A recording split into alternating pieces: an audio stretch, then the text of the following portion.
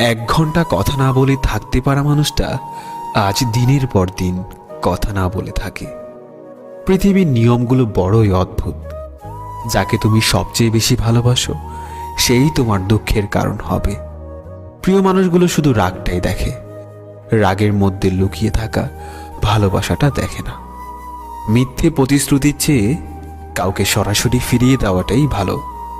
এক বিন্দু অশ্রু যখন চোখ দিয়ে পড়ে, সেই অশ্রুর ফোঁটা শুধু তোমার কথা বলে। মনের ভাষা বোঝো না তুমি, মুখে বলি তাই। শত আঘাতের পরেও তোমায় ভালোবেসে যায়।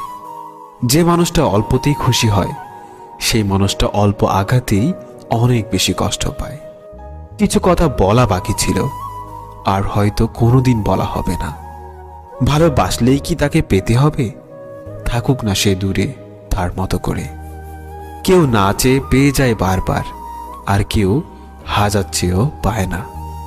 কাঁদতে পারার চেয়ে কাঁদতে না পারার যন্ত্রণাটা বেশি ভয়ঙ্কর।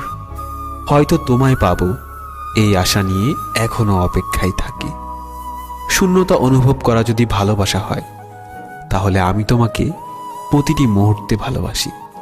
সত্যিকারের ভালোবাসাগুলো কখনোই সঠিক মর্যাদা পায় না।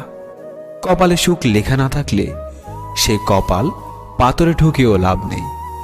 এতে কপাল যথেষ্টই ফোলে, কিন্তু ভাগ্য একটুও ফোলে না।